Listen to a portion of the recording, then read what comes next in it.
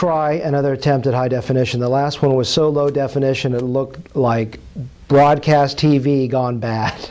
So this may be 720p, could be 1080i, could be 4XGLD, I don't know, but hopefully it's going to be okay. Anyways, let's talk about what happened. The video I shot yesterday, or a couple days ago, I got a little cut off because of the tape. So I'm going to make this, actually it's good as a separate video. We're going to talk a little bit further about what we talked about the other day, which was the comparison of fat grafting or fat transplant to hair transplant, and using the hair transplant model to understand a fat transplant better. We're going to focus on a couple thoughts that I think are really interesting.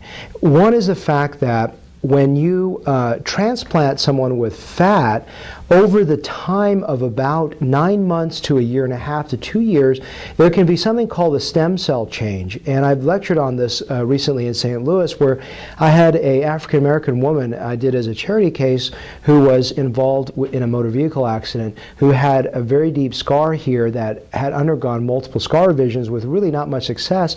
And about a year later, the scar healed about 80% just by putting a little fat under there. Now, is that a consistent promise? No, I want to be really careful not to propose this as some kind of guarantee that you're going to definitely get this improvement in your texture, tone, and all those things. But I think it's a really intriguing idea that somehow fat under scars or under wrinkles or under areas that are problem areas of the skin, after about a year to 2 years, actually begin to heal and improve. Now, part of the reason it looks better is because when there's more convexity to a certain area, there's going to be more light that hits that area, and your skin is automatically going to look better just for that reason alone.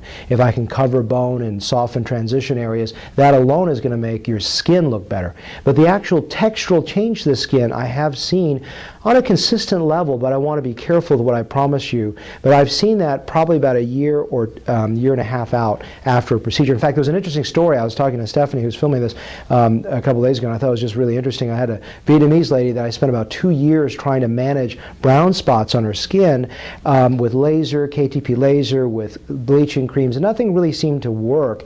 And somewhere about 10, 11 months after I did this, she went back to visit her family in California, and the only thing the family remarked on was not my beautiful work, surprisingly, but was the idea that somehow her brown spots had faded. Now, obviously that's a very inconsistent finding, but it was just a very interesting idea that I struggled with these areas and couldn't get them right, but somehow about 9 months or a year later, the fat grafting alone had really improved that, improved that area. I had a 55-year-old Korean woman that had come through that wanted some acne scars corrected, and actually they were quite minimal in nature, and she really needed rejuvenation, so I did a fat transfer for her, and somewhere about 9 months out, her scars were about halfway improved. She thought it was because of the way she applied makeup. When I said, let's take the makeup off, let's take a look, and actually it was significantly improved with or without makeup in the same consistent lighting situation, and that stimulated a gentleman that came from Australia last week for me to do fat transfer that had some scarring, and I don't like to just have someone especially travel 20 hours for me just to do a transplant into acne scars when I don't know if that's going to be 100% a guarantee, if you will. But what was nice about it is I was able to improve the hollowness in areas that were sucked in from scarring, and then hopefully by feathering out all the areas with scarring, I was able to give him some long-term improvements with the scarring. So now, we talked about that as being something unique to fat grafting. Actually, what's so amazing is to put it back into context.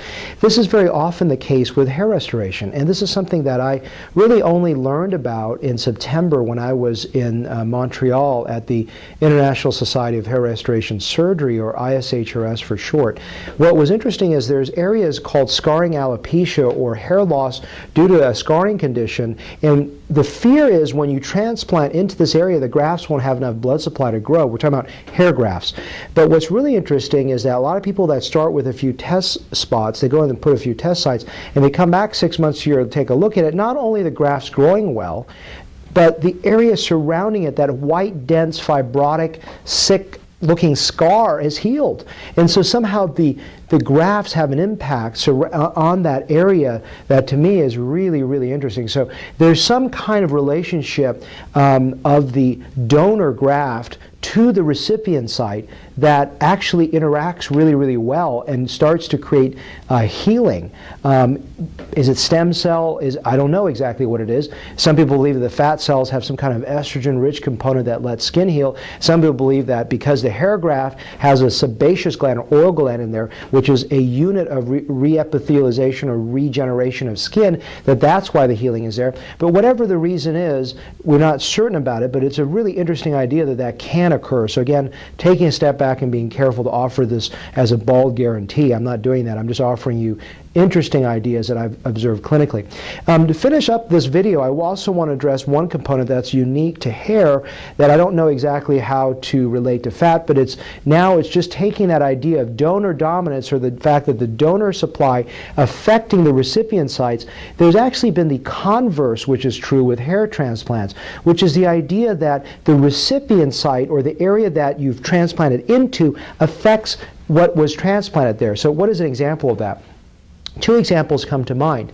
When you transplant hairs into the eyebrow hair tends to grow very fast because, the eyebrow hair tends to grow slowly, but when you transplant hairs on your scalp here, they can grow very, very fast as if, they're acting like the donor hair. But what has been observed in some of the Korean studies is after about 1.5 to 2 years, the hairs actually begin to slow down and start becoming fine and start to act like the recipient site, like the native eyebrow hairs that aren't even there. Even if you had no eyebrows here, they can start responding that way.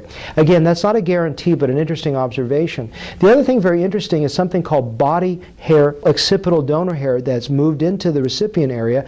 All you've got left is donor hair. Now, I'm Asian. I have no donor hair, so I'm pretty stuck. But for someone that's hairier, you can take the hair, transplant it into the surrounding scalp hair. And what's really intriguing to me is that oftentimes about a year or so down the road, I've seen this through some photographs, is that the hair actually begins to grow faster. We just talked about growing more slowly here, but because the body hair doesn't grow fast, but when you move it into the scalp hair, it actually starts to grow more quickly and start not to look like, I hate to say pubic hair, but finer hair that is more natural on the scalp. Again, no guarantees for any of these things, just really interesting thoughts of a relationship between donor and recipient sites that almost in every case is quite favorable. And to me, that's really interesting. So hopefully that short video gave you an idea about donor-recipient interplay and some stem cell changes that can occur.